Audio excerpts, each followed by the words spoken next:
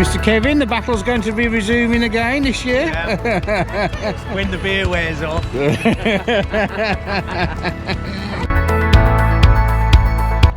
Well, new for 2019, we've got the metal start gates. We've seen them in the MXGPs and obviously in the American Supercross now.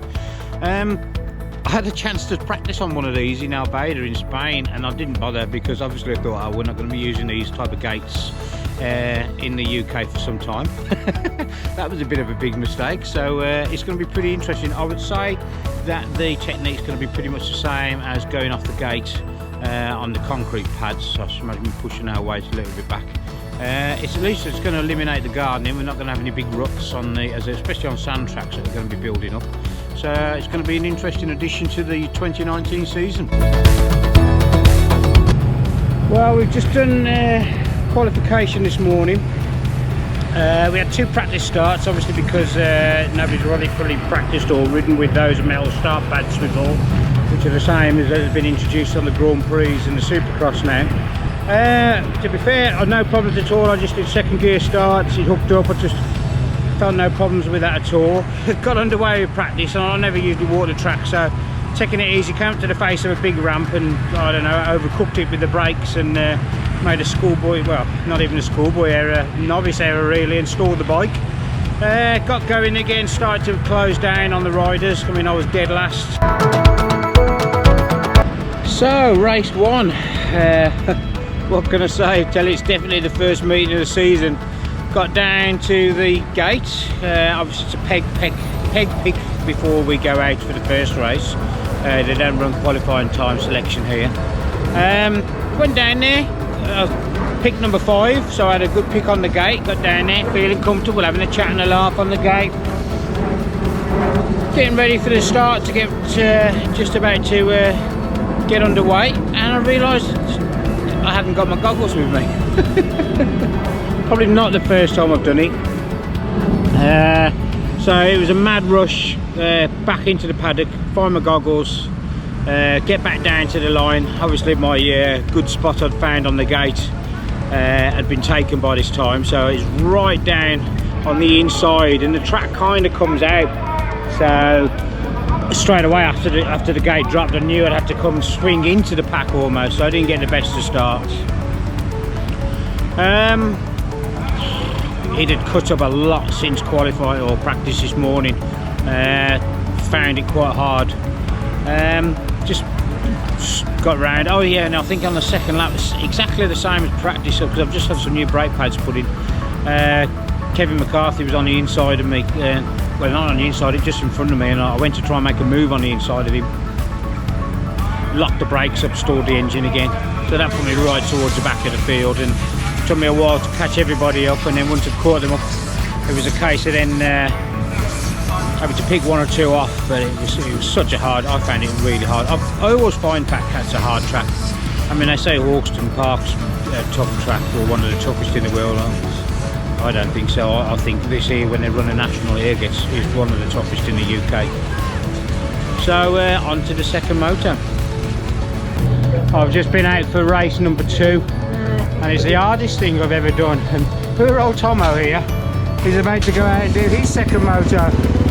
Woo! Go out, Tomo! Oh man, that was so hard. I'll give a race report properly in a bit. I need to lie down. We've just done the second motor. This place is notorious for getting rough. I don't think I've ever ridden it as bad as that. That was absolutely brutal out there. Over because the section we're using, because they're redeveloping the main racetrack area, which is a bit more harder packed sand, we're using the practice area a lot more. It was so soft and it was constantly whooped out. Just fighting the bike. I couldn't even get a decent speed up. All I was doing was trying to ride the bike. Second or third lap as well, somebody had gone down and they were just pulling away as I was going around the outside of them, and snagged their handlebars on my bicep as I went past them. So that hurt, and I could see that probably be giving me everything that seems to be happening to me is the left hand side. I tore my meniscus the other year and then found out I got severe arthritis on the left knee. I've got trouble with my shoulder that needs surgery, and then today I've done my blooming bicep on somebody's handlebar, so the left hand side of me is cursed. Obviously the programme is to try and run 3 races, but we've just been told that after the 125s they're going to cut the block, so we'll be first race out in the morning, so it'll be a sighting lap and quite a smooth track, fast pace as well tomorrow, so hopefully that's not too bad. But obviously then we've got 2 more races to run throughout Sunday, so could be a tough old day, because 3 races around here, it's going to be a bit of a nightmare. So as quite a few of you who follow me on Facebook or know me, the last year or 2 I've been turning, or have been going more vegetarian in my diet. Coming up to Christmas, I said that was it. I was more flexitarian, probably once every 2 months I'd eat meat. It was never planned with me. I did a diet because I struggle with my weight sometimes. I mean, I seem to breathe and put weight on. So I was doing these stir fries, and obviously the stir fries we're having with fish, and I'm not a fish fan, so the fish got the elbow, and I just started having veggie stir fries in the week. Then gradually on the weekends I started probably introducing more like corn meals and whatever. So it was a gradual thing, and I'd also like got rid of drinking milk anyway. That I'd already on almond and oat milk for the last 2 years. So it was kind of like a natural progression, and I got to Christmas, and then somebody said, I said I was definitely going to be doing a full vegetarian diet, and then somebody said, well, it's veganry in January, and I thought, oh, that sounds a bit hardcore, that does. But to be fair, I haven't found it too bad. I wouldn't say I'm militant and 100%. If there's been a couple of occasions where there's been some sauces where I've been a little bit dubious, and I had a white bread bath this morning with some mushrooms and tomatoes, obviously, so that wouldn't have been probably, but that was from the burger van, but I was starving this morning. But I'd say 90-95% of the time, diet wise anyway. Obviously my motocross boots, I had a real serious accident when I was 18, nearly lost my foot, so I wear game boots, and they are leather, but they're the best boots on the market as far as I'm concerned, and if I broke my foot again, I'd lose it. So that's the compromise I'm not prepared to take, really. So I do wear the best boots, and unfortunately they contain leather. Mushroom stroganoff for tea tonight. During the day it's not a problem, I tend to just graze, so you'll see me eat lots of fruit, crackers, fruit drinks, so and lots of waters. But the benefits of it, I wish I'd done it years ago. I mean, I'm 53. Today's track is brutal. I'm really struggling with today's track. But energy-wise, in general and in day-to-day life, I feel great. And I was a hardcore meat eater as well. So it's interesting to notice the difference. I know there's some people out there, I know some other racers, they've poo-pooed the Greggs vegan sausage rolls, which I think was a load of rubbish, because I've tried them, and when I was a meat eater I tried the Greggs normal sausage rolls, and they tasted exactly the same, but just without the grease and the fat. So, and the food, I think it's a lot easier to try that diet, more plant-based. And if you're out there and you probably do action sports, I mean, I'll be 53 in a couple of weeks' time, and it's made a huge difference for me. And you can definitely do tough old sports with just a plant-based diet. Mr. Tom, how are you, young Tom? Ready for the start of the new season? Not too bad, yeah. And have done anything special to the bike, or any extra training this year? No, not a lot, just done a little bit of training here and there, you know, mainly keeping the fitness going and what have you. Excellent. So Tom O'Connor, you want to watch. What class are you in today, Tom? MX1, riding number 117 on the Suzuki. Yeah. Now Tom switched to Suzuki the other year, and but it was only towards the end of last year he really started to gel with the bike.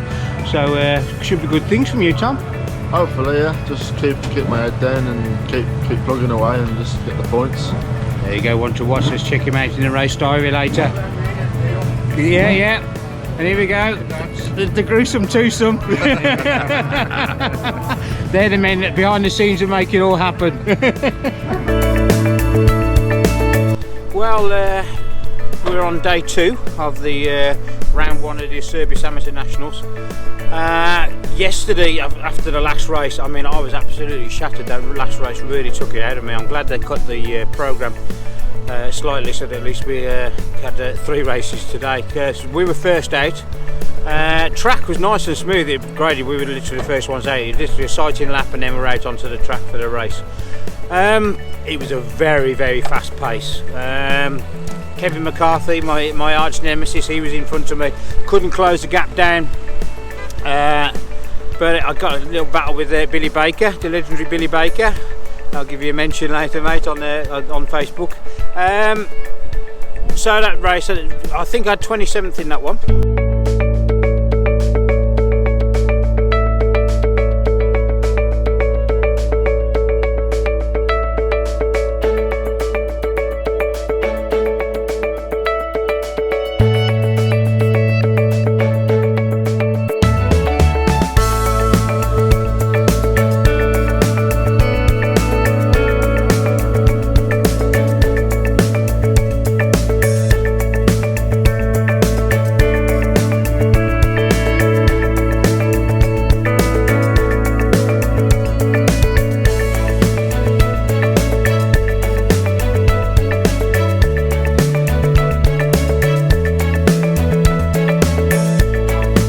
Here he is, Mr. Pesky Kevin, saying he's had a bit of a nightmare out there. He beat me.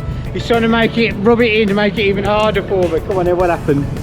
The nipple came out on the Your clutch. nipples came out? Yeah, my nipples went all erect. Popped out, so I had no clutch. About a quarter of the way through the race, I had no clutch at all. And it was all right on some corners where you can swoop round, but when you had a tight corner, I don't know how it didn't stall. I really don't. But anyway, we got there. Yeah. And he beat me. It's all down to the next one. And I enjoyed it. So yes, I'll see you on the line on the next one. We'll have it. So race 2 on the Sunday. Got an okay start. Rode okay actually, and then the track had roughed up again quite considerably, as we expected it after the Saturday. It was still good rideable at a good pace. Got into a great little battle with Kevin McCarthy. Finally got the better of him at the end of it, but I really enjoyed that race. So let's see how we do in the 3rd race. Well, Moto 3, what can we say? There are a lot of people here that have been out training in Belgium prior to this because they wanted to get a bit of a head start with the sand. And Belgium is notorious for probably being some of the toughest sand tracks in the world. And even they have said that there was nothing compared to what we've had to ride today. It was brutal. I mean, really brutal. Halfway through the race, I almost wanted to pull out my lower back, just steering the bike with my knees, and it was constantly whooped out, and the sand was so loose, you was constantly fighting the bike. There was a big, I had an okay start, best start I've had so far this weekend. Then there was a big, few riders went down, and I was up a lot further. I finished 20th, I think, in the end of that one. But 5 got me on the last but one lap. I literally got nothing left in the tank. I was so tired. I don't think I've ever been in a race where I've been that tired before. I mean, I'd got nothing left at all. My back, my legs, everything was killing. But overall, I mean, that's one of the beauties of doing these meetings and doing nationals. It's because we want to challenge ourselves, and I loved it. I'm so glad that I stuck at the end of that race out, and it's been a good weekend.